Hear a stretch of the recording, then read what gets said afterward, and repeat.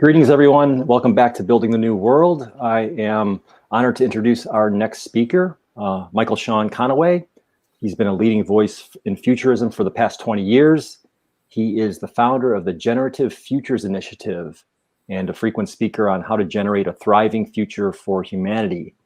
After 20 years of helping companies with future casting, Michael Shaun is an expert in generating and realizing futures.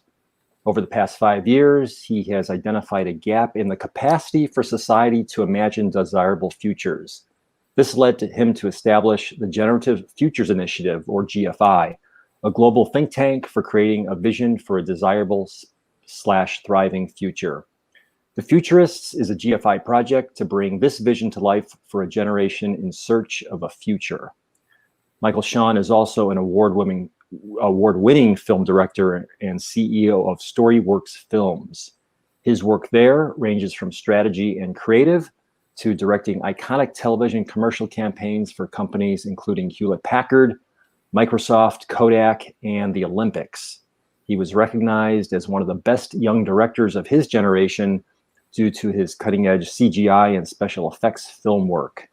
Michael Shaun's most recent film, We Rise Up, is a documentary on who we need to be to have a thriving future. Michael Shaun has spent the past 20 years exploring how storytelling can shape the future. His mission is to unleash the creative power of humanity to bring about a collective awakening, societal transformation, and universal thriving. So Michael Shaun, welcome to Building the New World. Thank you, Stephen. Really, really great to be here. And really great to have this moment to speak to you all about media and media's part in building the new world. I think everybody has a sense of media's role and place in today's world. We probably have a sense that at least, if nothing else, it's not in the service of something that maybe we are interested in seeing served. At a better sense, we might have some ideas about the kinds of content and the kinds of things we might like to have out into the world. Today, I'm going to be speaking for, I think, about an hour, and then we're going to have some Q&A time for about another 30 minutes. And in that hour, I hope to, first of all, challenge you. I hope there's some things that I share that you find uncomfortable. And I also then hope that this conversation inspires you to take action on getting out in the world and doing what you're here to do. Giving your gifts and producing the results that are uniquely yours to do. So I have some slides today, so we'll try to go back and forth between some slides. There's a number of topics I'm going to cover. The first one is really where I think we are today and where media can play a role in where we are today. The second piece is we'll talk a little bit about, specifically what I think media needs to do, where we really need to focus, and then towards the end we will cover a topic which I think is really important and germane to this whole notion of building a new world, which is movement building. How do you do movement building? How do you curate a movement and keep it producing impact? So. As you can see, that the topic here is the future of humanity and a new narrative. I want to say something that may be confronting to you all just to get started, which is that for a long time, and certainly since I was probably a teenager, maybe a little bit later, maybe even earlier in the teenager, we have been in this conversation called, "Hey, a shift's about to happen." The first time we heard of it would have been in the late 60s, early 70s about the age of Aquarius coming and how that was going to usher in this age of love and community. And then it just keeps popping up in my life. So we have this next stage, which you might call like there's this societal awakening that's going to happen. That there's going to be a new wakeful human being. In the 80s, we saw that a lot.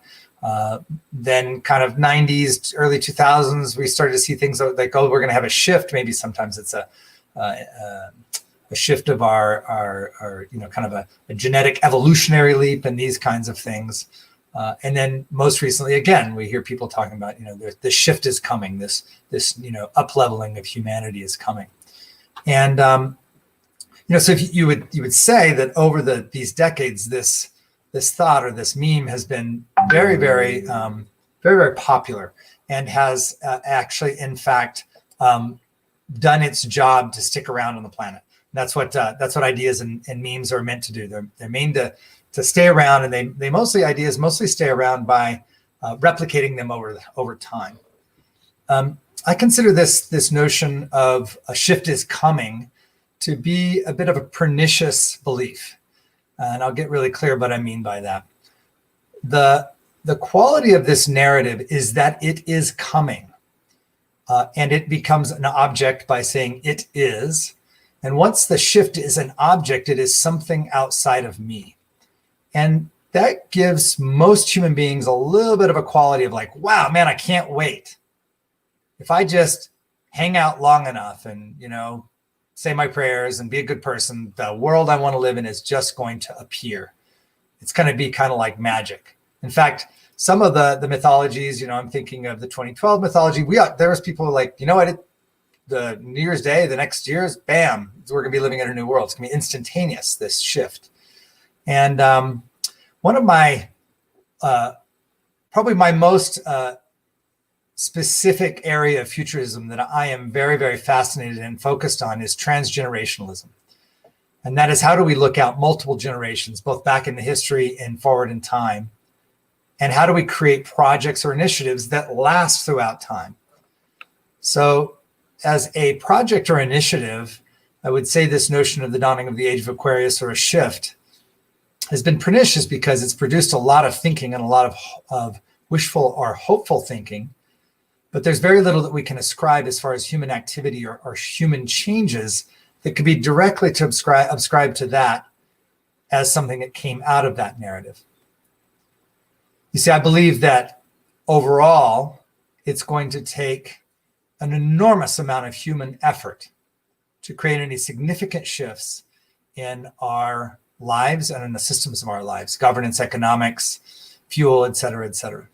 I think it's going to take a minimum of 100 years, and quite possibly a lot longer, to achieve any kind of thriving as we might imagine it. Of course, even imagining that thriving, I would have to say we'd probably do a poor job, and we can only imagine part of the way to what thriving could really look like, considering where we are. But we'll get to that in a minute. So given that we're going to have a conversation about the future, and where I like to look at is about 100 years, and that we are going to talk about how do we get ourselves and others in action through the use of media, I want you to really consider that you could work for the rest of your life for this vision that we are creating this weekend, and that your main job would be to prepare the ground for the next generation to come, for the next generation to pick up where you left off and carry the work forward. And in many ways, I want to just mention, Barbara's work being really important to me and most of us in this community. I think she had a sense of this. I think she wanted to stay around as long as she could, to move it as far as she could. But I think she had a real sense that if she didn't leave it to somebody else, that the work would stop. So it's quite likely that our destination will outlive us, and will likely outlive our children and our grandchildren and their children, which takes us forward in time about 4 generations. After 4 generations, it's unlikely that anybody will remember your name. Now, this might give one a feeling like, wow, so it's not going to happen for me. It's not even going to happen for my kids. That's a long time you're talking about, Michael Shaun. And I agree, it is a long time. But I want you to consider that unless we take on projects that outlive ourselves, and even more importantly, outlive even who we might consider impacting, a lot or a majority of our activity will be ego-driven. If it gets out far enough, at about 100 years, you could certainly say, there is no way my ego is going to be validated 100 years from now. Even if I live a lot longer than a human before me, I'm likely to be gone and forgotten before the results are put in. Therefore, I have a sense, a clearing, if you will, a space in which to work without regard to the ego. The ego cannot be satisfied by 100-year labor, you might say. So we're going to move forward with the slide deck. And so now that I've got some groundwork that we're going to be looking at 100-year futures, and we've got some ideas that maybe it's not going to happen while we're there.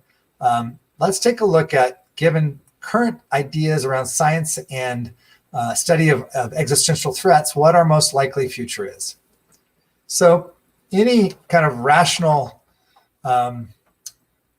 examination of the recent history of humans and our propensity to wage war against each other, whether it be information war or physical war, that given getting better weapons, more efficient, more effective weapons, especially more efficient, more effective weapons of mass destruction, the likelihood of us surviving greater and greater weapons is very, very slim. So you might think of AI matched with a killing machine, whether it be a drone or a robot or a tank or whatnot. Facial matching, for example, could pick people out and just kill the ones it wanted to kill. Now, this is a pernicious problem for human beings if we actually design a way to kill anybody we want to kill, because everybody else can design a weapon to kill anybody else they want to kill. As you can see really quickly, perfecting such a technology would be very, very difficult to contain. Nuclear weapons were easy to contain. They were a weapon of mass destruction. They were easy to contain because it's really, really hard to make a nuclear weapon. AI is open source. AI controls of robotic devices is damn near open source. So we, with that one specifically, weaponized AI, we are likely to perfect and democratize the ability to build and deploy weaponized AI.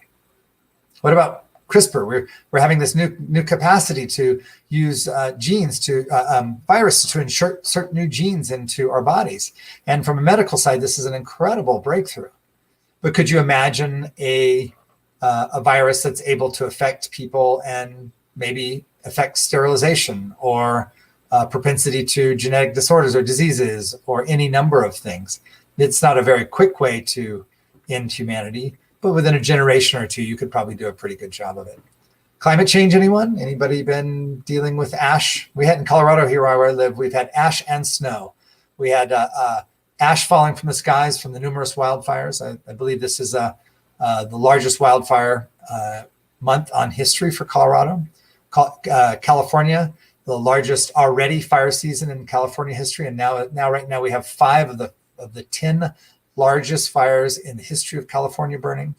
Oregon, horrible news of Southern Oregon with Talent and Phoenix being burned down. The people in Portland having to stay inside their houses because the ash is so thick. And of course, Washington State as well. And these are just the most recent version of fires. I don't need to tell everybody this. I think we're all really clear about those threats. Of course, we also had snow in Colorado in early September. We usually don't have snow in Colorado until October, Halloween, right at the end of October, early November. Now, is this specifically a climate-induced snowstorm? We can't say it's a weather-induced snowstorm.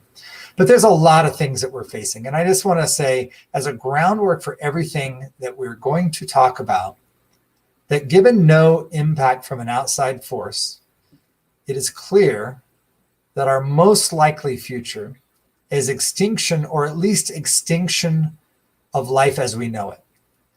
So, a surviving population of human beings living underground on a scorched out planet would not really rise to the level of a successful, thriving human civilization. So for us to be audacious enough to say that we are going to enter a conversation around the thriving of the future of humanity, in order for us to do that, you might have to understand it is an audacious claim. Given the current circumstances, our aim is very, very high. So let's move on. If our most likely future is extinction, of course, I believe that we have an opportunity to make an impact on that. The 2 areas that philosopher and systems thinker Daniel Schmachtenberger believes are most important for the survivability and the thriving of humanity would be zero-sum game dynamics and open-loop materials economy. We'll tackle each one of these really quickly. Zero-sum game dynamics, of course, are win-lose game dynamics. They are a driving force, not only of capitalism, but of the growth and development of human beings in general. Our great spread across the planet, our ability to even develop the kinds of technologies that we are using right now to have this conversation are based upon this competitive drive. The competitive drive has propelled human beings above all other species in growing our brains and growing our capacity to pass knowledge from generation to generation and to build external devices that can accomplish things for ourselves that are unimaginable even by primate using tool users. So zero-sum game dynamics have just run their course. We've now gotten to the point where externalizations from market economics mean that we're destroying our planet slowly but surely. The alternative is beginning to look at win-win game dynamics. And win-win game dynamics, and we'll go one step farther, and even OmniWin game dynamics have a much different aspect. And I think everybody knows what a win-win in kind of game theory is. I win and you win. But if we're going to think about the next level of that, or OmniWin game dynamics, we'd almost have to say we need a system that not only where you can win and I can win, we actually need a system where your win necessitates my win. It makes my win, if your win actually makes me win, so that we have to actually equally win in that kind of game dynamic. So there can be no winning over one or the other. And what that produces is that there is no more advantage gained by winning. I'll say it again, that there would be no more advantage gained by winning. Therefore, by definition, any win would be equally rewarding to all. It immediately, given our economic system and our governance system currently, there's very little that we can imagine that could work like this outside of a natural ecosystem, a rainforest ecosystem where the biodiversity are working together to produce a working life for all beings in that environment and ecosystem. For us, we'd have to probably immediately at least remove money from our labor experience. So we would have to not get paid for our work. We'd have to have that everybody's basic human rights, right to clean water, right to clean air, right to good food, right to health care, right to express ourselves and do the work that we were meant to do, would have to just be handled for all human beings. And then what you was not in compensation for the work that you did. It's just the work you did. And then if somebody wanted to compete, they could play games. I mean, we play basketball and things like that. I think that can survive into the future. Just games that have externalities that harm the commons or harm human beings need to be handled. The second piece everybody's well aware of, and that's these zero loop or closed loop materials economy. A closed loop of materials economy means that nothing new is made from any resource other than old things. So we're able to disassemble all the old stuff, molecule by molecule, and assemble new stuff from it. And this means that we would no longer have to harvest or extract materials from the earth to do this. That means we could leave the earth alone.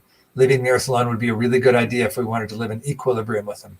So the actions we need to take need to be bounded by these two things: OmniWin game dynamics and closed loop materials economies. If you haven't read the book Finite and Infinite Games, the first 20 pages of the book alone can change your worldview on how human beings may need to operate on the planet to have a thriving future. That's James Carse's book, Finite and Infinite Games. Not to be confused with Simon Sinek's recent book, The Infinite Game, which is based upon James Carse's original work, and is also a good book, especially if you're a leader of organizations. But please do take a moment and read at least the first 20 pages of that book.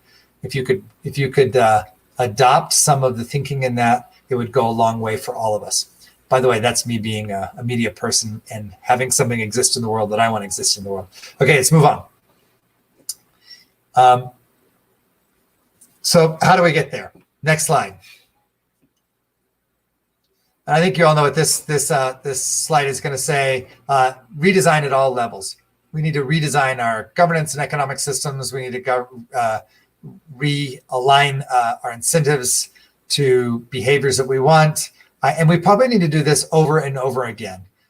in kind of a Silicon Valley iterative style, and maybe even in a mass mini experiments simultaneously going on style, so that we can harvest learnings from one group over here or another group over there to begin to find out what would really work in regards to these two things. Now, I did mention closed-loop material economies, so that requires a technological revolution as well. We have to spend energy understanding how to get the molecules out of the old stuff. That requires energy. I just said energy, so also harvesting energy becomes a big part of that system. So we need redesign at all levels. Now, that means all levels.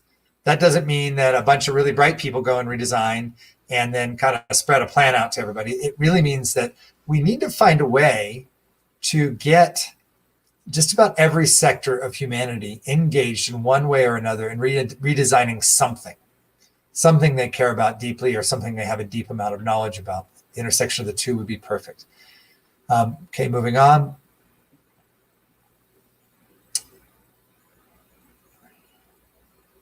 Okay, what does the future look like? So now we're going to get down to media. So if everybody has to do it, then the media people have to do it too. So let's take a look at the current state. Next slide. So currently, human beings have a very dark vision of the future. Every story that I have seen outside of Star Trek over the past 50 years has had some kind of dystopic vision for the future. Even something as wonderful as Star Wars still has us living in a world where it's competitive, animalistic human behavior is what is the norm. Little aside, Star Trek does have a positive future vision. It's one of the first and only science fiction or future vision worlds that imagines that human beings can be much better than we are today. And by the way, just so everybody might check this out, you will never see money inside of a Star Trek episode or show, because in the future it is a post-monetary society. Now, they don't tell you that it's a post-monetary society. It just happens to be a post-monetary society. Go check out if Jean-Luc Picard ever pays for a drink at the bar. Moving on with the conversation, though, is that dystopian futures are what we're all consuming from media all the time. That we have two possible futures according to Hollywood. The first future is that the zombies are going to come get us. So some virus or plague is going to make most of us crazy and want to eat each other, and we're going to eat each other to death and no longer have higher functioning cognition. The other way we're going to die is by robots and AI. So the machines or the zombies are going to get us. That's pretty much basically it. Oh, there's also a special sector that the teens really like, which is totalitarian states will get us. But that's usually after we've spoiled our planet and it's no longer habitable. But there really aren't many visions of a future where humans are thriving. Okay, we'll go on. So my request to all of those of you who are media makers, or anybody that ever opens their mouth and tells a story, is that we begin to have conversations and movies and podcasts and other media that talks about what a desirable future would look like. What a future that had ZeroSum, win-win or OmniWin game dynamics look like for our economics. What would a closed loop of materials economy environment look like? And we need to come up with that vision, and then we need to share it with people. And I think that's very possible. In fact, that's what we're dedicating at Storyworks our next 4 or 5 years of filmmaking work to generating a 100-year vision for humanity. Let's go on another slide.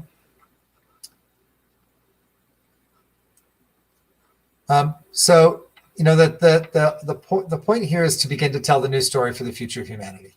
And myself and my colleagues are saying yes to being the storytellers that tell stories about that. Next slide.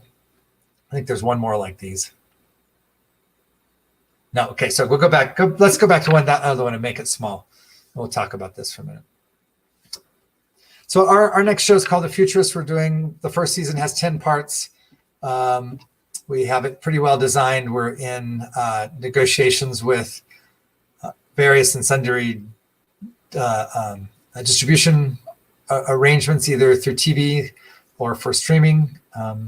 We're looking for financial partners on that and have moved that quite a ways forward.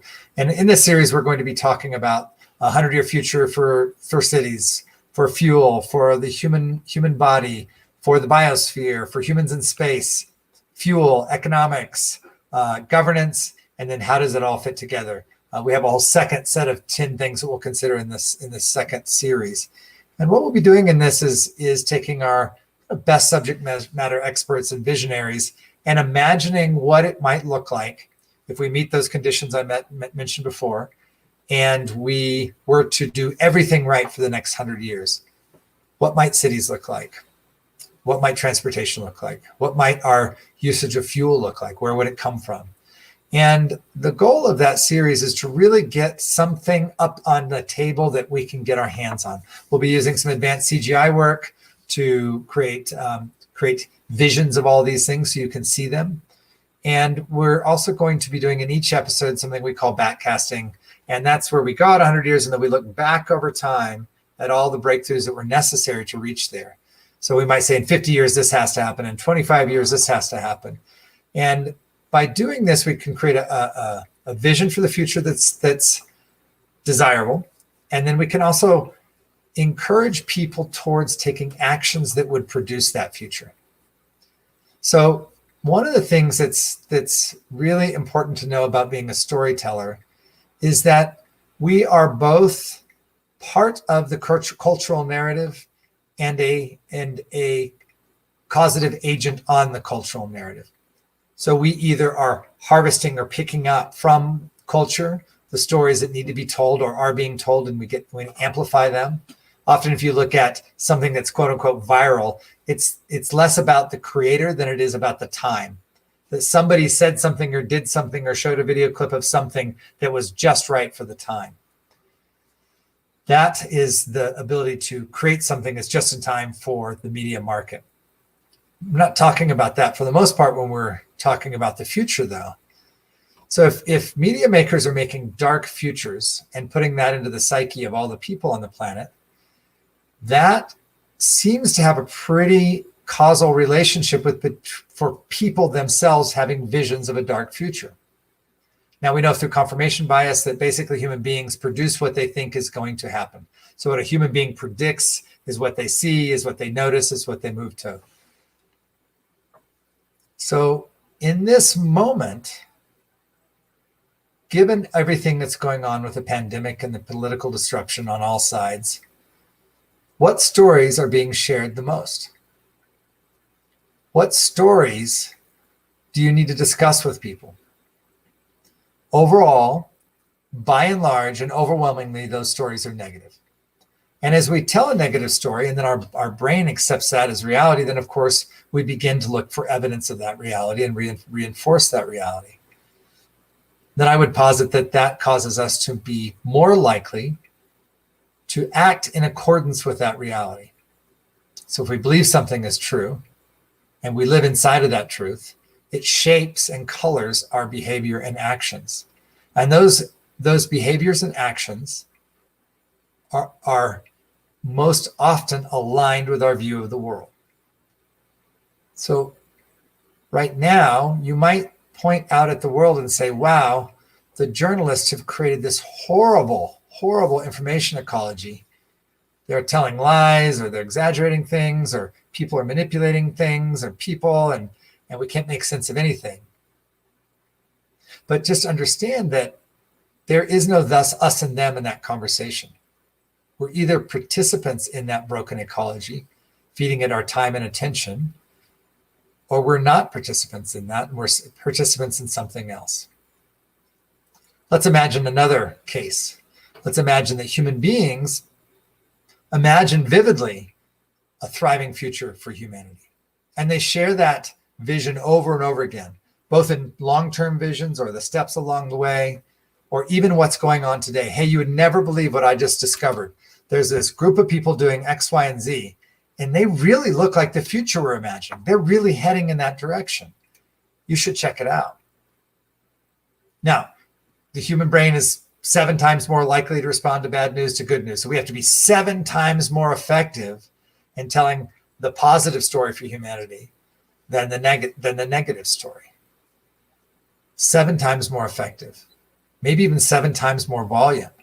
So as media makers, we really have our work cut out. If we actually want people to generate thriving visions for humanity and take steps towards them, really take steps, and then have those steps be in alignment with what they expect to happen. They're going to have a vision. I expect the vision or the reality that I'm looking towards to be happening. I look for evidence of that. I find evidence of thriving all around me or evidence of pieces of thriving. And then I'm likely to take steps and actions around that thriving. There's a simple choice here in considering what kinds of conversations we are going to sponsor in the world. Now that extends beyond media makers into just everyday people. What are the stories that you are telling? What are the stories you are telling about our leadership in this country? Are they moving people to generating a thriving future? Are they producing more outrage and fear? Now, I'm not saying we don't need to confront the facts of the world we're living in, but I'm going to stop there. I'm going to undo what I just said. I think we need to confront the facts of the world that is out there, and then we can determine whether we're going to live in that world or not. We might determine that we want to live in a world that's more effective at producing what we would like to have. In that case, we either need to be a media maker ourselves by telling stories of the way that it's going that's in the direction of thriving, or we need to support media makers that do that. And then beyond supporting the message and the conversation being out in the world and staying in the world, we really have to support those who are willing to take actions to produce that kind of world. Now, I want to dive a little bit deeper into this. Let's go to the next slide.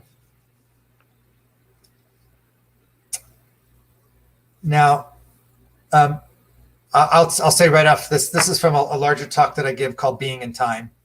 And the metaphor you may have come across before. I think it's a very powerful one. This is a boat crossing water, and the boat is leaving a wake. And so you can see that the wake is where the boat has been. And if we look at it in terms of futurism, you would say that that the wake is actually the past of the boat. That if you look back down to the left of that image, that is the past of the boat. And you could say that in front of the boat would be the future. The boat is in the present moment, and it's heading towards the future. And the wake that it's leaving behind is the past. Now, you would say that the past is an obvious reflection of where the boat is going, but you would not say that the past is steering the boat. That the wake is steering the boat would be an obvious fallacy. Now, this really challenges our human notion that our past makes us who we are, both on an individual level. This happened to me when I was a child. This happened to me when I was in my 20s, and this is the way I am now. Or you might even say I was born under certain stars in the past, and that's the way I am now. And historically, we look at where civilization's gone or what human capacity is in terms of the past. And then, of course, you know what we do next. We look ahead into the future, and all we see is the past. So we actually act like the wake is steering the boat. But the boat itself is heading towards the future. And who is determining the direction of the boat? Well, if we talk about an individual, the person driving the boat is determining the direction of the boat. So where is the boat going? The boat is going where the driver of the boat wants to go. And most of the time when we get in a car or a boat or other things, we're going somewhere. We're not just meandering across the lake or across the sea.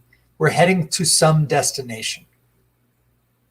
You would say that we actually steer the boat towards the destination we've set out before us. Now, I think you know where this is going. I'm gonna say that if we don't have a destination for the boat that's viable and thriving, the boat isn't going anywhere. If the boat is going into the past, then the boat is actually not going anywhere. If the boat is going towards a dark future, then we're driving the boat off the edge of the cliff.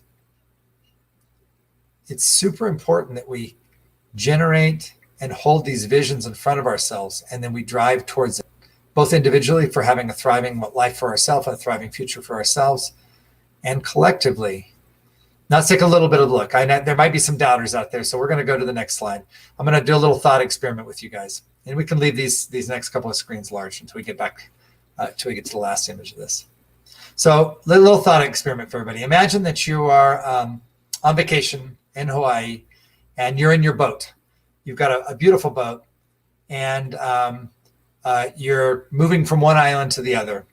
You're going from, I don't know, Maui to Kauai in your big yacht, and you're heading over to Kauai for a wedding, and you're really excited about the wedding, and you know you've got your best clothes on, and just for a minute ask yourself, well, how would I feel going to a wedding? You know, how would I feel driving this great boat to this amazing island for a wedding? You might say things like, wow, I feel excited. I feel, you know, like this is a great day. I mean, I've been invited to a wedding. Maybe it's somebody I know. Maybe even if I don't know them, it's going to be a great party and it's going to be in a beautiful location. Because let's rewind. Now you're on your boat. You're moving between islands. You're going to Kauai. We'll go to the next slide. You're going to go to Kauai, but instead of going to a wedding, you're going to a funeral. A really dear friend of yours has passed away, and you're going across to the island to be there for her wake. And in fact, the parents of your friend, who was actually quite young to pass away, are asking you to do a eulogy. And you're not even sure how you can talk to your friend's parents, much less get out in front of an audience and speak about the tragic life that has been, this tragic loss of this life. How do you feel heading towards the funeral of a dear friend? Well, certainly not like the feelings of heading to the wedding that we talked about before. So the destination has this really incredible impact on our thinking, on our emotions. In fact, you could say that we are constituted by that which we are heading to in the future. I'll say it more plainly. Who we are is given to us by the future that we are imagining. Even more so than the past having an impact on us, the future shapes our thinking and believing.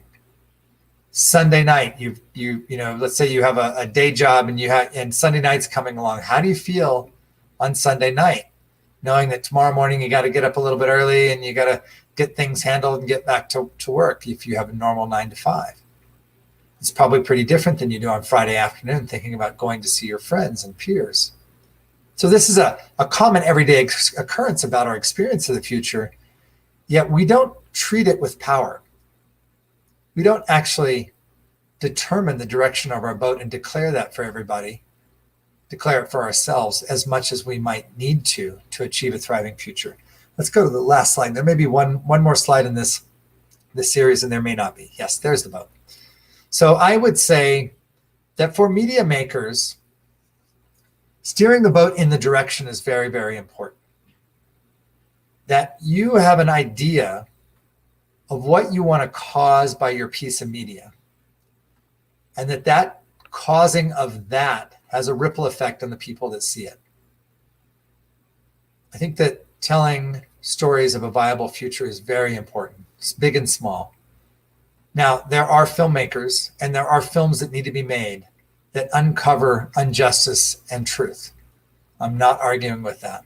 We don't want to stop making those. But anytime a filmmaker goes beyond uncovering something in the past or in the present to declaring something about the future, I'd say they have an obligation to create a direction for us to steer the boat in. Okay, we'll turn the slides off. I think we're done with those now.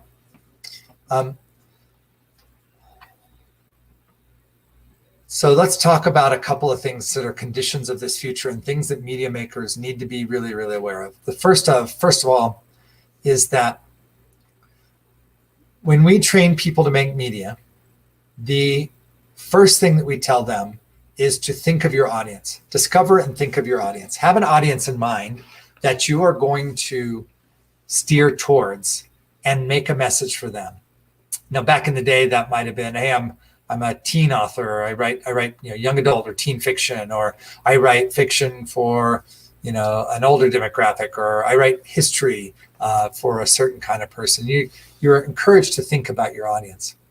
Well, today we don't only think about our audience, our media outlets. I'm thinking of Facebook, Instagram, and to a lesser extent YouTube, actually demand that we super specialize in one tiny segment of a population. And this makes it so that I can get my message out there, and people who really want to hear my message listen to my message.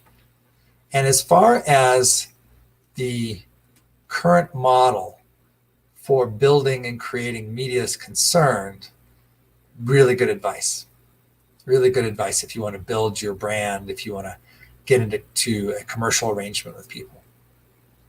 But as far as building a new world, it's really, really bad advice. There is no way a slim vertical segment of anything is going to produce a cohesive solution for all of humanity and the planet included. In fact, we need to be able to despecialize our communications, or at least link arms with other specialists to have more global conversations with global audiences.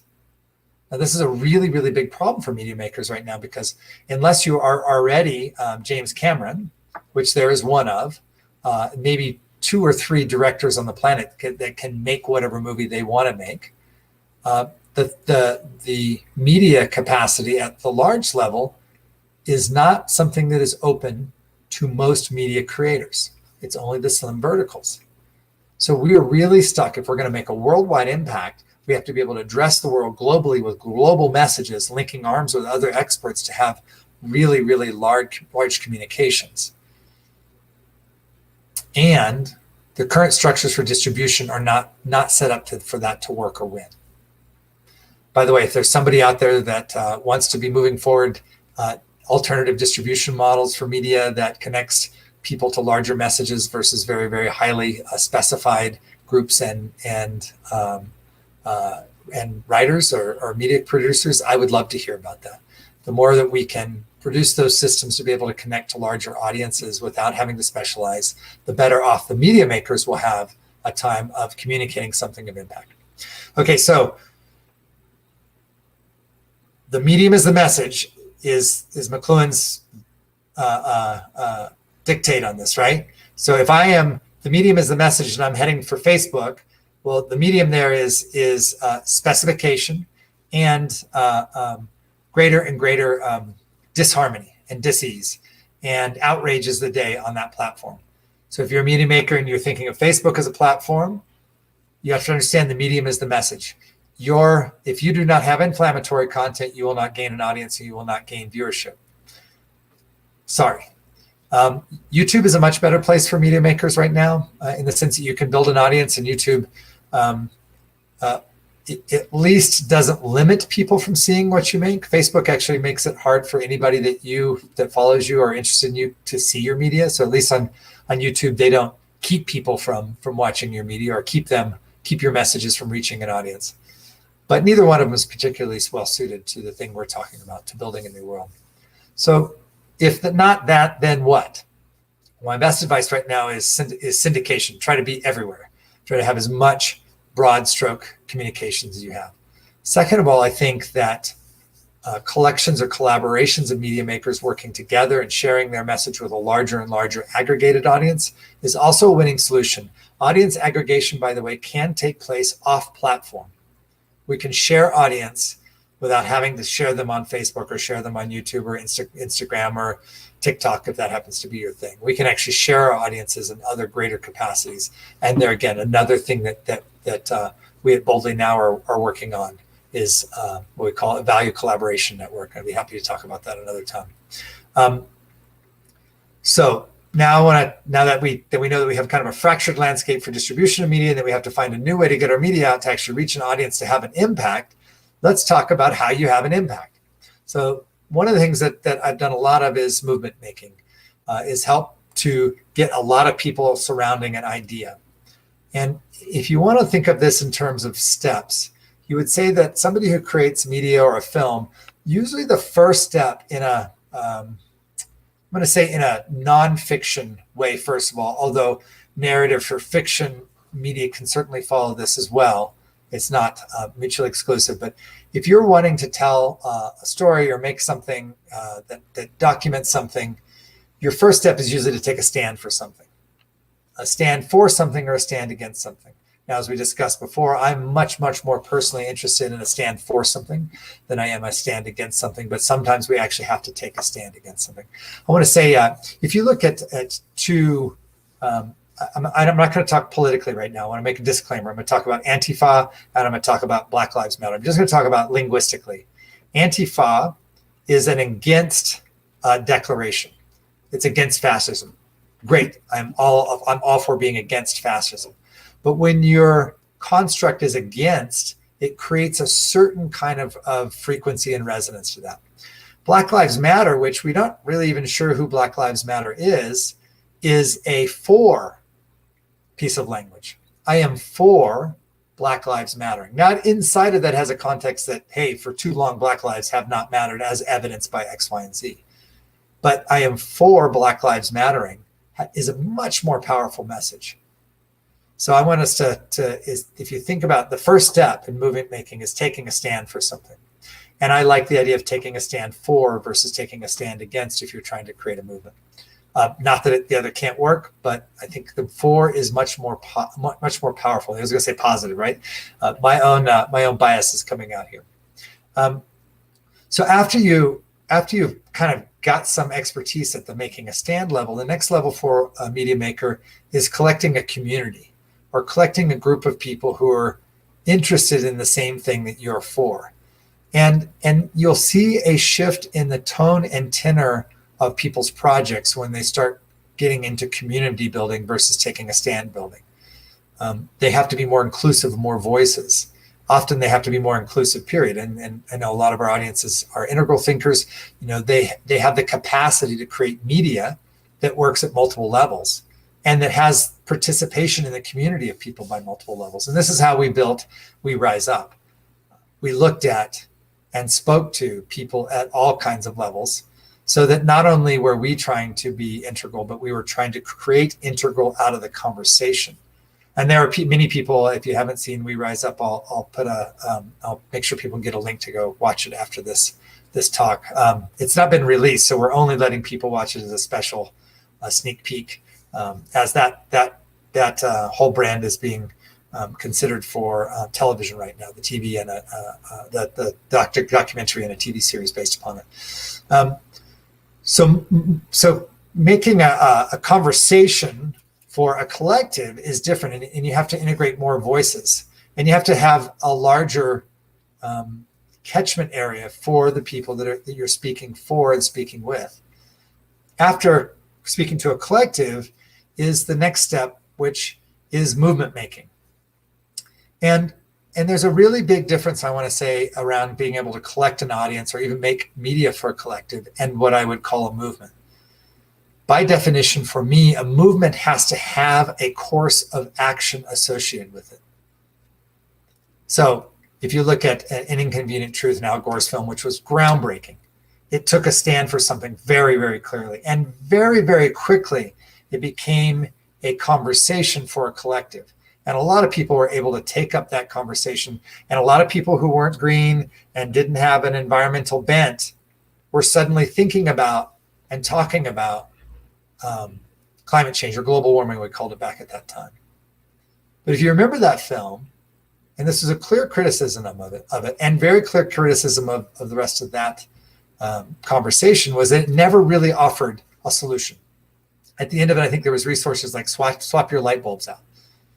But that's not an action. That is a step you can take, but that is not an action like taking an action a movement would take. So when We Rise Up, we made The action's about rising up, about giving your gifts and making a contribution in the world. That your life becomes about giving your gifts and contribution. And in fact, that was for We Rise Up, a new definition of success. So we have a different power in the world. Now we're able to go to schools and have young people watch watch the film and get involved and get active in it. In fact, We Rise Up has a version of it for school districts that's being shown in many school districts already, and fostering conversations for young people about what would I do to rise up? What are my gifts? What are the things I would do in the world? And really quickly, if you just parse that out, what are my gifts? How will I rise up? Those are not things that have a political point of view. In fact, any view can be poured through, what are my gifts? How am I going to be a contribution? And that's why it's able to be a movement. It's an action based upon a collective that doesn't cut people out. That's not too specific. Now, the work we're doing at Boldly Now in the Generative Futures Initiative happens to be about generating a thriving future for humanity. And what I've discovered and what I've found for myself is that it all has to be about action. So at Boldly Now, we help people discover their burning desires. What is it that you would like to see in the world, to see happen? Or what is it that you would like to see stop happening? No more, enough. And then from a burning desire, how do you build a big idea? What's an idea that could actually make an impact on that? What's an idea that could shape what I really want to have happen in the world, or stop what I really want to have stop it and put something else in its place? And then we work to take you from big ideas to bold actions. So a lot of my work right now is really helping people to take actions based upon their dreams and passions. Because if we only dream about it and we only think about it, then we are actually being held victim to what I was talking about in the beginning, waiting for the shift. If you are merely waiting for the shift, you are not contributing to it arriving. And if the shift is going to take 2 to 3 generations to happen, and will only happen for descendants that may not even know your name, then waiting around is a waste of your life. It's a waste of your gifts. It's a waste of your talent. It's a waste of the genius that you were placed here on the planet for. We have to take actions, and we have to do those in the best way we can, in the best community we can.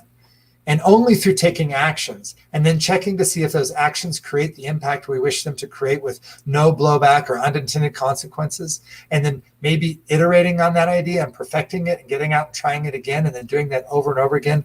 Only by doing this in the direction of a thriving future can we actually see the shift that so many people so fervently want to have happen. So let's just take a minute now and unpack really quickly the full arc of the conversation I've had with you today. Our most likely future is the end of humanity, is the end of our existence, because we are so smart and have developed such amazing technology that our capacity to produce that with the drive to compete against one another will eventually wipe us out. Now, the good news is that we were clever enough to get where we are here now. And through the ways that we produced what we've produced up to date, we can actually think our way through to a new form of life on the planet. One where OmniWin is the basis of our economics and governance, that no one person can have more power than another or power over another, that any win necessitates a win for all, not a win for one. And we can reach there if we all get involved in this project called Redesign at all levels. And I mean all levels. And it's not something that is foreign to humanity. I've just been reading Immanuel Kant in the late 1700s, at the time this nation was born, at the time that representative democracy was born, at the whole time that the economic system that we have now, capitalism, came to fore. Wow, that's really, Adam Smith, that's 250 years ago. Even on human lifetime scales, that's so small. Certainly in 100 years, we could design a better system that might satisfy the conditions of an OmniWin and closed loop materials economy. Okay, so we have two paths that we may be going down. One is extinction, one is thriving. How do, as media makers, or even people who open our mouth and speak, how do we get ourselves and our collectives and our networks and all of humanity heading towards thriving? Well, you better have a destination. You better have a place you're driving the boat. You better have a clear idea of what thriving looks like. And you better build a way to get there, a path. And if you're going to speak about the future, please, please, please speak about that destination. No more doom and gloom visions of the future. No more dystopias. Only we have the capacity to imagine vividly imagine a thriving future of humanity. This is what it looks like. This is where we're going. I'm going to drive the boat in that direction, individually and collectively. And then we have to think in terms of movements, and movements get built around our destinations. When we are able to give a destination that's broad enough that anybody from any side of a political spectrum, anybody from any religious background, anybody who identifies with their body in different ways, or the ways that they want to be romantic with other people, if anybody can see themselves in that vision, then you have the capacity to build a movement. If you can provide an access to action, things for people to do. And it can be, I want to say it can be anything from something tiny, being kind and gentle with those around you more than you're being grumpy and irritated.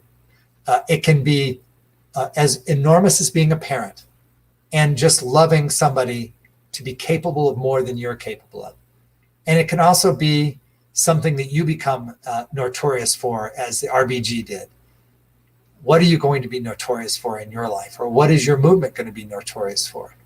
And then really getting clear that no matter how notorious you are, that by the fourth generation, your descendants will have forgotten your name.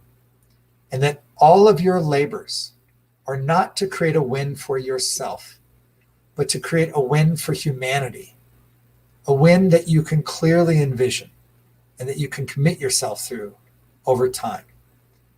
And as media makers, our job is to make that story the story of humanity. Not one narrative of this is who we are and this is how we do it, but the story that we can imagine and generate a thriving future, and that we can take the actions necessary for as many generations as needed to achieve that.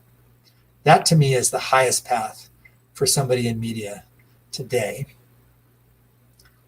I have dedicated the rest of my life to this.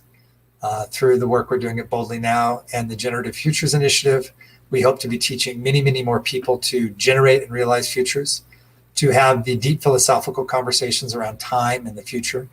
And then with Boldly Now, we really are aiming at helping people to get into action around things they care about.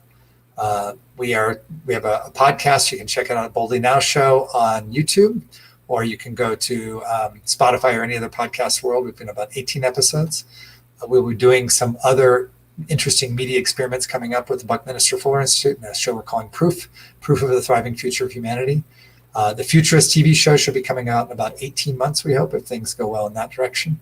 And then we offer courses to help people who really want to get on the mat with this stuff. We have a course coming up launching October 10th called Do What You Love, Change the World. You can go to dowhatyoulovechangetheworld.com and find out more about that.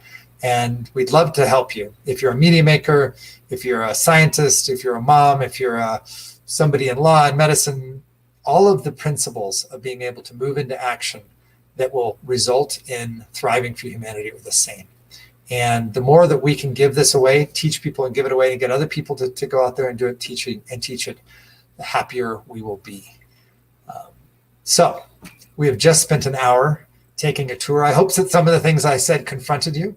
And then I hope some of the things I said gave you some inspiration for action. Not inspiration like you feel good, but inspiration like you've taken some notes and you want to get up and go do something after this conversation. If nothing else, to email me at msc@bold.ly so that we can have a further conversation about it.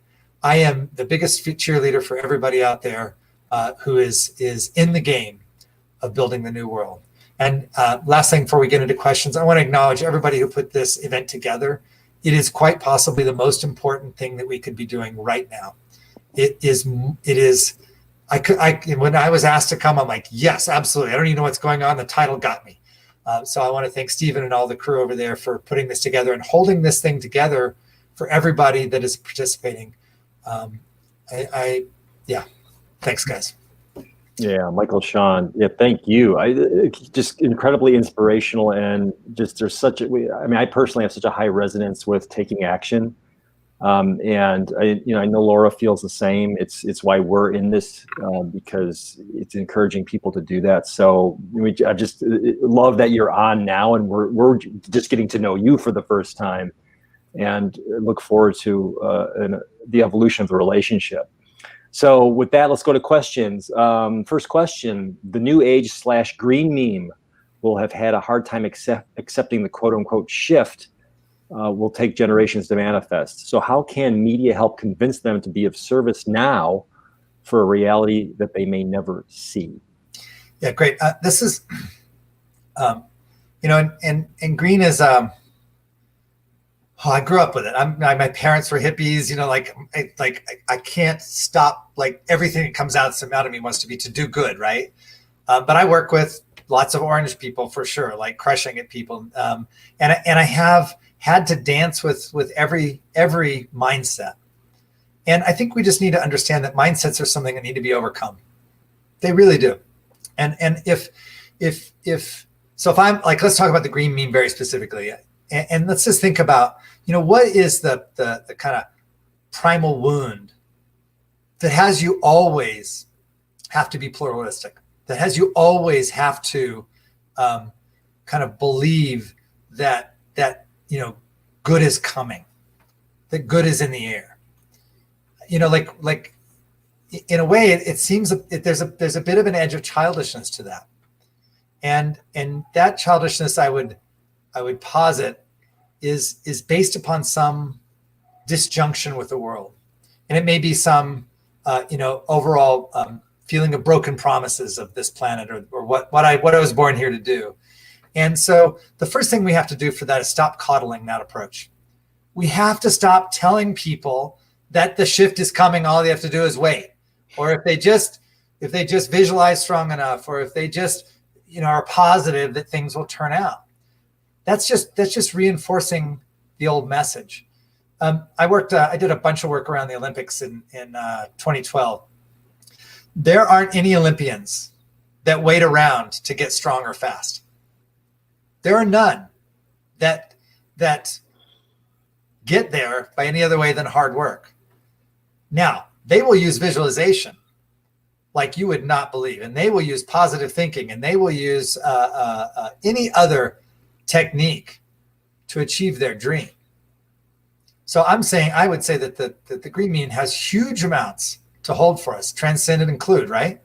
We have to include the values, but we cannot include the dysfunction. And this wishful thinking piece is very, very in the way. So how do we do it? Overwhelming majority of people heading in a direction would really, really help. Join the march, guys. Like, join the direction we're heading. Oh, it's not going to happen in our lifetime, but isn't it badass that it's not going to happen in our lifetime? Isn't it just so cool that we're building something that we're having to train young people to pick up our work and move on?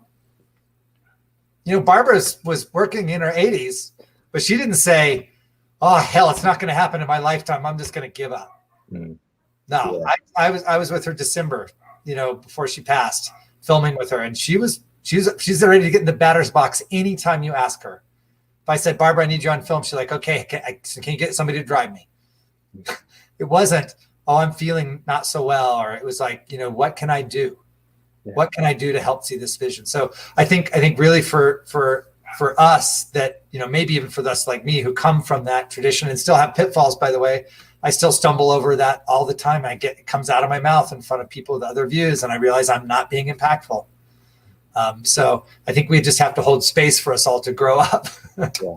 And I'll tell you, Michael, I mean, just to Michael Shaun, to your point about Barbara, I mean, because talk about an example, right? So it's helpful for us to have examples. I mean, but Barbara's last program, the Thursday before she went into a coma, she was on Zoom from her hospital bed. Yeah. Teaching. Yeah. You know, bringing up the next generation. So, so I just want to underscore that because if we need examples, Barbara is certainly one of them. By the way, if you're a Barbara fan, I happen to have been so lucky to have gotten 2 really amazing interviews with her. In the last section of We Rise Up's on self-organizing universe, and there's a thing we did with a helix spiral that we told the evolution of consciousness story with Barbara narrating it. It is one of the most amazing things I've ever created, and I feel it's an ode to Barbara, that last section of the movie. Yeah. So I want to make sure everybody gets a chance to see that. And eventually we'll just post that section up on everybody and make sure you guys get it and can share it, because it's her gift to the world. I just made it look nice. Yeah, nice. Thanks for that. Our next question: what are your thoughts on the quote unquote tipping point for manifesting this new vision for humanity in terms of the percentage of the population we need on board to make it happen? So let's tackle something here right now. And I want to say that most of us at this age are still guilty of linear thinking. So linear thinking says, I've got this scale, and when I get across a certain point in the scale, then it's going to go this direction. The future is going to go this direction. I have to tell you that civilization and the worlds that we inhabit are much more complicated than that. They are much, much more complicated than that. For example, if I were to take you back to, let's say, 2012 and speak to you about racism in America, on a linear scale, what would you say? Well, we're doing great work with racism, like, what is in the 30s or the slave era? Like, look how much progress we're making. We got a black president. We don't have a problem with racism in this country really anymore. It's dying out. We've made it past the tipping point. Bullshit, right? Bullshit. It was just under the carpet. We were just telling ourselves a fairy tale. And you go to now and you're like, oh my God, racism, we're the most racist people ever. There's the most horrendous things going on. There's like, oh my God, I swear most white people must be white supremacists. No, bullshit. It's just our perception. So our perception tends to be a linear snapshot of a given moment. In order to actually achieve a thriving future, we're going to do it by starts and spurts and fits. We're going to make progress and then we're going to recede. And 5 people are going to make progress in a direction that's a dead end, and 5 other people are going to go in another direction. It's only by constant and varied effort that we arrive there. And then once we arrive there, shall I give you the bad news? There will be people that don't like where we arrived. And there will be people, if we were to create an OmniWin culture and society, that say, well, this is great for everybody, but not so great for me. I'm going to see if I can disrupt this thing. And I'm going to see if I can make it so that I get a little bit more, or my little country maybe gets a little bit more. So this is a grown-up story here. We are going to be working on this in a fits and starts way. And our friend is actually the chaotic edge of chaos and order. Those of us can operate at the edge of chaos and order, can continue to push things forward in many, many directions and facets with a full understanding that the thing that I am pushing forward may be an evolutionary dead end. That the thing I spend my whole life on may be an evolutionary dead end, that it is not linear. That what good work I may do may not be something that people stand on my shoulders and move forward, because it might not be the thing to move forward. Now, that doesn't mean that I don't strive and work to do the thing that my gift propels me to do the thing that I care so much about, to see that impact happening. It's the doing of that that lets other people have permission to do that and to do their thing. It is not for us to be able to judge which things are going to cause thriving. It's only ours to be able to say, is my boat heading in the direction of thriving or not? So like some crazy marathon of 1 million people that aren't even running in the same direction, that's the way we're going to reach the thriving future. And don't count any part out. because some part that seems to you to be unnecessary and maybe should be squashed out of the evolutionary tree may come back to be really important at another time. We don't have the metacognition enough to understand that question to actually answer it. Yeah. Yeah, that's a huge point, really important and appreciated. And you could go back to your point about like the orange as well, because that linearness is so just got really deep roots. And yeah, and everything we do we don't know the ripple impact. It's just so the perceived failure of whatever the movement you might have in mind actually isn't a failure. Yeah, it may be the bones of the next thing. Yeah. I mean, like, look at the Occupy movement. I mean, Occupy movement seemed to do a lot, and then it just dissolved, it disappeared. But Black Lives Matter movement learned a lot from that. And those people that led that movement came and did trainings for people who are leading activations. So even if things die, the bones of them may provide fertile soil for future generations. Yeah, absolutely. All right, our next question. Do you think the classic dystopian vision from fundamentalist religions and Hollywood will be a self-fulfilling prophecy? Can we overcome this nihilistic mindset through better media and story? Yeah, great question. Oh, Jesus. This is hard because, hey, look, the truth of our dystopic end is it's not going to be as sexy as fire and brimstone, and it's not going to be lasers, and it's going to be like your car running out of gas. It's not going to be sexy at all. Hollywood tells these really amazingly dramatic ends of the Earth story. If humanity dies out, it'll be a big bunch of us die out, and then there's a little bit less of us, or this part of the world's not inhabitable, and there's a little bit less of us, and we're just going to peter out. Our story is just going to slowly disappear unless there's some cataclysmic event where we destroy the whole planet one time. But I think we can probably avoid those. It's actually the former that's more risky, is that we just go into a long decline and we never can figure out how to build again without building and destroying at the same time. And by the way, from a purely Buddhist perspective, so might it be. That actually might be the best and highest good for humanity, is to slowly die out. I don't want to get, just because I'm a cheerleader for a thriving future doesn't mean that I don't get that our extinction actually might be our destiny. Yeah. And certainly on a long galactic timescale, it appears to be that, we will not make it another, 10 or 14, 20 or 20 billion years. It's unlikely, at least in this form and shape. And we'll leave it to the spiritual people to talk about if there's other realities to worry about. Yeah, well, to connect the dots back, because I go back to what you said about movement making and, talking about a thriving future as opposed to having those dystopian expectations. Yes. It just seems to me like that it's the contributing in our thoughts and actions to being generative.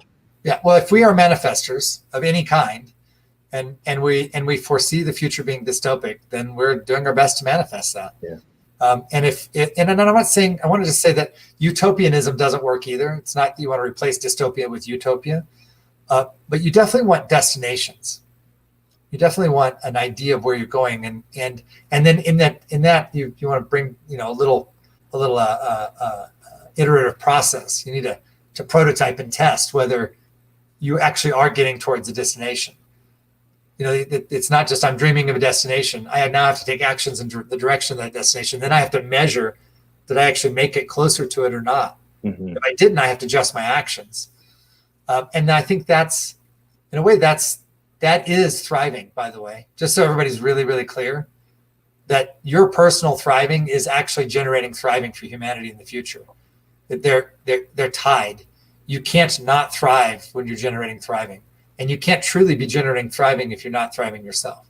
A little tautology there. I hope you forgive me for that. Yeah, no, perfect. Thanks. Next question. Why is there not more integral level or second tier media out there? Oh, goodness, you guys. I'm going to say something's going to upset too many people, I'm afraid. But you might consider that the integral or second tier is actually not a view. It actually doesn't function like a view. It doesn't function like the other orders, at least at this point. There is nothing to be inside of enough to declare something for the rest of everybody. Now, I'm not saying that's a problem with the whole model or the idea or being integral, but I am saying that being integral itself is not a view. So what would I replace it with? I would replace it with something like thriving is a view. Like it has certain conditions that has to be met. There's an inside and an outside to thriving. I can't burn down big sections of rainforest in the Amazon and say something's thriving. It has a dictate. Versus integral, when we start talking about transcending and including and this kind of deeper spiritual work, is very valuable for a personal journey. But I just don't think it's a view that people can adopt, because it's a meta construct. It's not a thing itself. So if you are integral as a media maker, you may say, look, I'm integral, but I'm gonna go after blue traditional. I'm gonna talk to those people because I know how to talk to them. And I'm going to influence them and encourage them to think of protecting Earth as the most traditional thing you can do. Now, that would be really effective. You could imagine how that works. And you could steer them in the direction of thriving, by the way. You can steer any of these levels in that direction. So the reason there's not more integral media is because it's not a thing. It's really not a thing.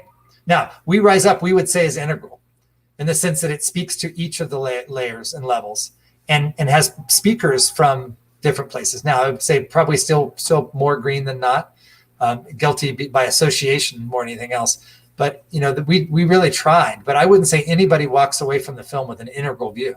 They walk away with their view intact and an idea that they want to rise up. So maybe the question could have been reframed, or since we've talked about it now, is like a thriving media. Yeah, or positive media would be. Yeah. Good enough right now, just people who talk about positive things. Somebody out there who's a tech person, I want a news feed that is about positive news. Right. I just want a news feed that collects really great stories. And so we're going to create some with this show called Proof of a Thriving Future. And I don't want to just an only diet of that. I'm not saying I just want to just see, like have blinders on and see positive things, but I want a place I can go to find positive news. Yeah. And so, that it's not that hard, guys. It's not. The only hard part is finding money for it. Really, making the media is not hard. And I'd be willing to bet that if I could pull together 100 filmmakers, they would each at least have one or two ideas that talk about what they would like to do to put positive things into the world. But the only things that can get funded are the ones that are talking about bad things or things that should be shut down. So it's a little bit about our own consumption too. What are you consuming? If you're consuming something that feeds the livelihood of a media maker who can make some positive stuff, then there we go. Perfect. Yeah, thanks for that. Next question then is, with regard to the idea of non-monetary economy, what are 3 things, or as many as you can muster or think of, that we can implement now to prime the pump for the future? Wow, this is great. Now I want to just preface this by saying that I am not the master of this content, and everything I'm about to say in one part or another has been said by somebody else that I interviewed or talked to as a media professional. Certainly everybody out there should read Donut Economics, first of all, and make Donut Economics their step 1 future. So if you're not familiar, Donut Economics says that there are 2 things that are sacrosanct for humanity. One is our commons, our global commons: air, water, topsoil, like being able to grow good food, the planet, and that we have to globally protect that. And then there's also human rights that we have to globally protect, and that commerce can happen and free market economics can happen as long as it doesn't damage the outside or the inside, and that's the donut. As long as you play in the space, don't damage people, don't damage the planet, go for it, have at it. So as a first step, we should certainly look at that, and we should certainly sell that to anybody that's listening. Because if we could get global protections for the planet and global protections for human rights, we would be in such a better space than we are now, and we'd have more capacity in the system to consider non-monetary systems. Number 2, you can experiment yourself. I have a friend Her name's Rain Revere, and Rain made her money in blockchain, and she's a psychotherapist and really one of the most brilliant people I've ever had conversations with. She is a philosopher, trained at Naropa, psychotherapist, and she was so interested in UBI, Universal Basic Income, that she set up a little pot of friends in Denver, and mostly financing it from her own funds. They all live on a UBI. And any money that's made by anybody that's not that's not her goes back into the pot. And so they're having an experiment on what if this pot of people lived with a universal basic income. She is not waiting.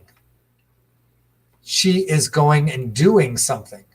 And even if after 18, 24, 36 months it falls apart, there will be a lot that's learned, at least in her local group and area, about how universal basic income might work. So the big answer to that is that all you have to do is imagine it. Like, imagine a non-monetary form of exchange. And then really quickly, I want to just add something here. It's very, very important, because a lot of people will say, oh, but isn't that like communism? Because if we remove money, then nobody will have any incentive to do anything. Well, we've proven that wrong in the past decade. Look at Wikipedia, look at open source software, look at what people do with hours and hours each day on social media. That's work. They're making contributions. They're not getting paid for any of it. They are getting paid in a form of currency. There's an incentive. It's a social currency, you might say. Attention. You're being given attention, likes and whatnot. But it's a non-monetary economy. It works really well. It produces a lot of value for a lot of people. So it's actually not as hard as you might think. And yeah, I think in the past we look at bartering and all these kinds of systems. I'm much more interested in non-monetary systems or game systems or design. And in order to do that, you actually have to do what Rain did. You have to handle the income for the people in the experiment. Yeah. So grab 150 of your best friends. Doesn't matter if you live in the same town even. Go on Telegram or WhatsApp or something, set up a channel and say, okay, we want to do an experiment. How long do you want it to last? 2 weeks, 2 months, 2 years, 20 years? Let's do a monetary experiment. Who's in? Who's willing to do, like, we're gonna provide things to each other non-monetarily, and then make up a bunch of rules and try it. Yeah. And to connect back to the earlier part of the discussion, it's we don't know, like you said, a lot of the experiment will generate a lot of wisdom, best practices. Even if they dissolve it in a couple months, it could be perceived as a failure in the way we look at failure now, but really we have no idea what the impact of that's going to be as it ripples out. Yeah. So I just wanted to tie it back to that, because I think it's really important for us to experiment as we do these things. That's the only thing. That's the most, absolutely. Don't come up with a perfect philosophy. Come up with a perfect experiment. And the perfect experiment is one that you can do and share with other people and have them replicate. Yeah. Much better. And then share your failures, share everything, because then the next one can be better. Human beings are great at that game, by the way. Yeah. So we just find a way to give people a score for it, and we can get out of this mess. Our next question: we are in a regressive cycle now, democracy on the decline, etc. Do you believe in cycles like in the book, The Fourth Turning? I love how these questions have like two parts. First of all, democracy in decline, that's a story. That's a narrative. Do we have democracy? No. Like we get to vote once every 2 years, or maybe once a year on a couple of things. That is not democracy, my friends. That is not anything that would philosophically end up in that heading. We have a representational government that represents the interests of a few. And that's all we've ever had. We're just more aware of it now. And really, Trump, if anything, just pulled back the covers. Like, he said the things that were going on anyway. So is it in decline? I don't think it's any different. I think it's been dysfunctional for a long, long time. The minute it went from white men to white men and other people, it got really complicated, because it was really only designed for white men.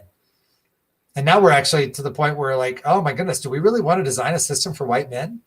No, but that's the one we're living in, by the way.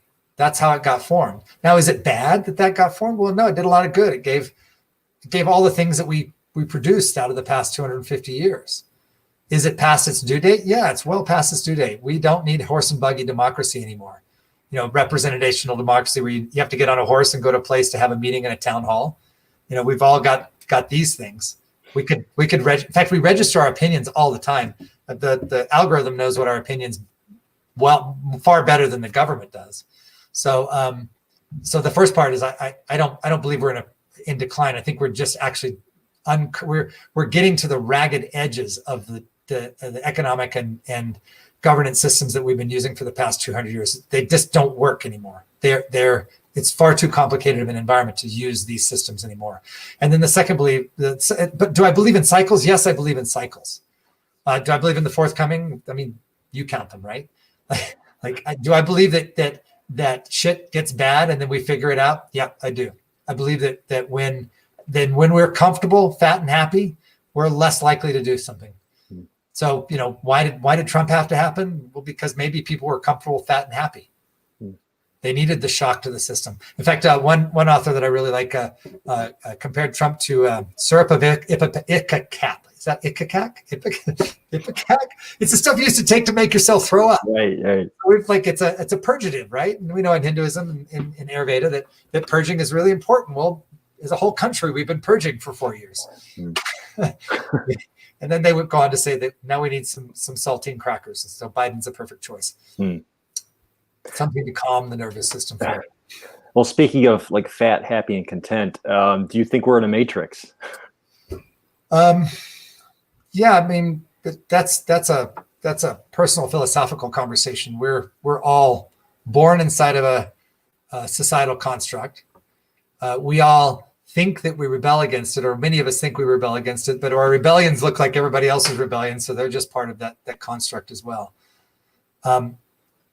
In order to that you could say that the matrix is our understanding of the world, is our way to communicate with each other.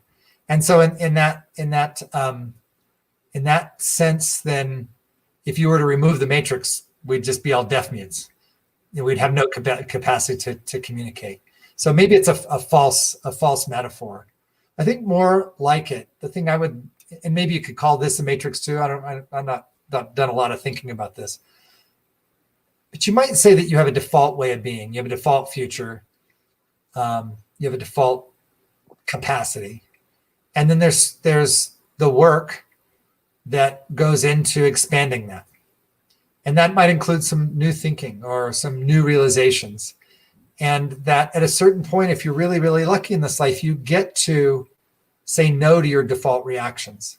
You get the opportunity to do something that's not in who you are.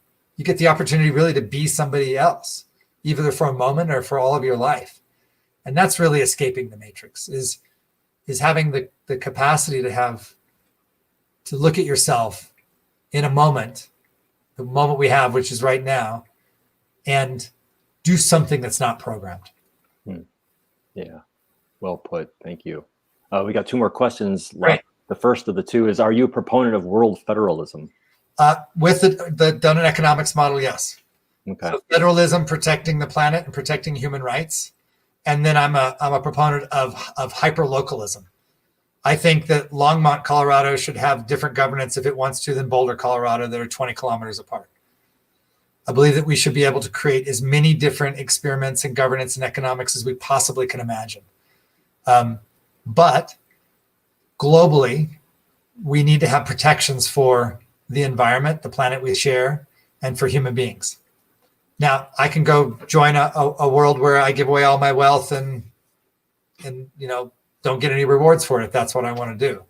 I think that variety and experimentation is what will win the day for thriving. So my model has federal, global, world global on the outside of the donut and the inside of the donut, the planet and the people.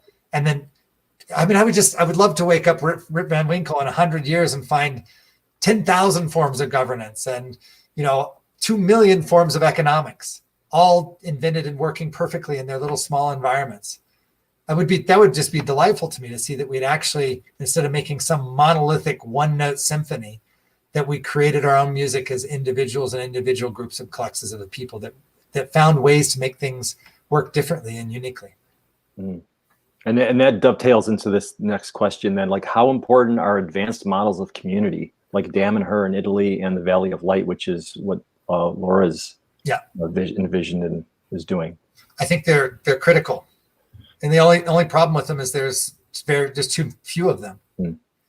Damanhur we worked with, we did work with them at Storyworks when we were doing a lot of blockchain work, looking, because they have a literal currency. And it's worked really well for them, by the way. If you don't know much about their Damanhur bucks, the concept, they actually, you can go and spend their currency at the grocery store and the cafes there. They're 30 years ahead of us in their experiment. Now, they're not using crypto or some kind of digital form of currency, but they've been doing it, old fashioned way. And it's amazing. If you have time to participate, either as a community member, you go live in one of these communities, or just interact with, I strongly, even if you just go as a tourist to Damanhur, please do. And then try to learn something. They live in Damanhur, they live in these collective family homes. It's amazing. I mean, and which brings me to this kind of little aside fact that somebody recently brought up to me, that single family homes were an invention by the real estate business. Human beings had never lived one family per home until we had all this land and we wanted to sell it. And who was going to buy it if you already had a home for your family? Well, let's make it so each generation has to have their own house. So, like so much of what we take for granted as the way life is, like, oh, I got to have my own house apart from my parents. It's funny. Yeah. It's really funny. We can actually do anything in any way and find thriving. I mean, it's like they're so happy living in those collectives. I'm like, I want to try that. Would I be made out for that? I wonder if I could do that. Yes, I want to say that's the path. Either collectives of living together, or collectives of working together, or collectives of governing together. And I would say that I would encourage, if I was looking forward and doing 100-year future planning with those communities, I'd encourage you to say what direction you're going and what you're willing to fail at, what you're willing to give a go. So it's not like we're, all love and light, everything is going to be beautiful. Come live with us, it's going to be grand. It's like, hey, we're experimenting with this. The wheels may come off the bus. If they do, it's okay. We know how to deal with wheels coming off the bus. We're going to put new wheels in the bus and head in another direction. We're willing to experiment in our community to find the truth versus to say there's one single way to do things. I would encourage that. Yeah, that's beautiful. Thanks. And if you'll indulge us in one last question. Yeah. We are wired to react to the present, not the future, and to fear over hope. Should we go to the dark side and couch this shift in the presence with fear? Yeah, great. There's another hour conversation about this one, but let me just say this. We only have the present. And inside of the present are two things that are really distinct about time. By the way, you are not in the future right now, and you are not in the past right now. If you're listening to my voice, you're listening to it right now. But with you in this present moment is something called the ever-present past. In this moment, you have something called the ever-present past. If you think about the past, consider the past, or even do something that was hardwired in you from the past, it's just the past that's present now. It's not the past like it's an object or a space. It doesn't exist anymore. In order for it to be effective, it actually has to be now. We are at the affect of our DNA, our bodies, our past experience, yes.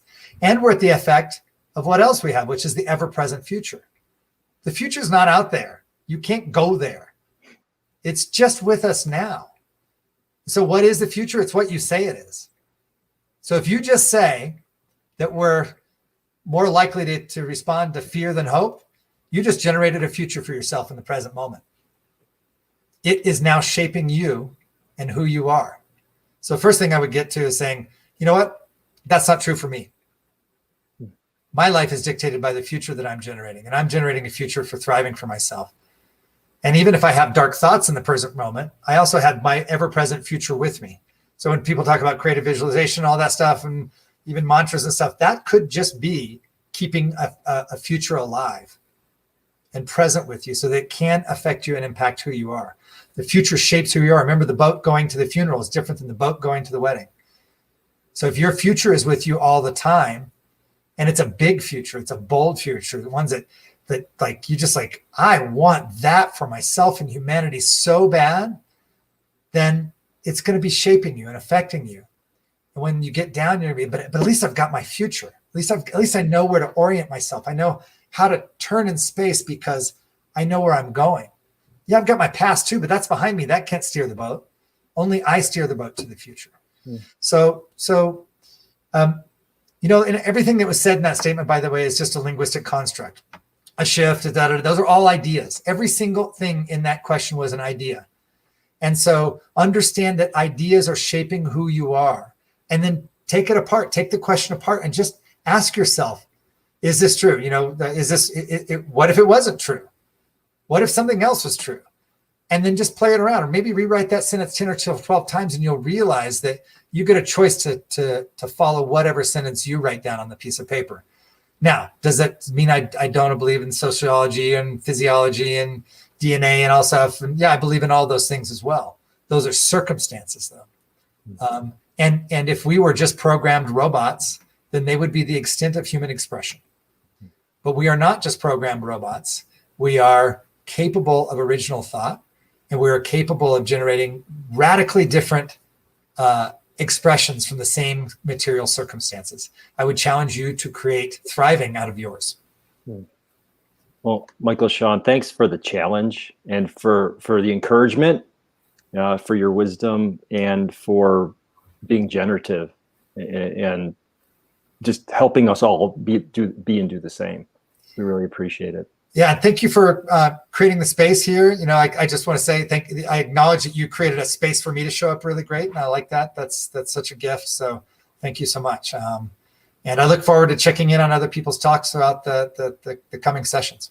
Great, thanks, Michael Shaun. Good to see you, and we look forward to staying in touch for sure. Yeah, absolutely. Great. Bye, everyone. All right, and then our next sessions are on Sunday, the 27th, 5 p.m. Eastern, Yuval Ron, and then again at 7 p.m. Eastern with Alex and Allison Gray. So we will see you all then. Thanks everyone for tuning in, and just an abundance and peace and blessings to you all. Thank you.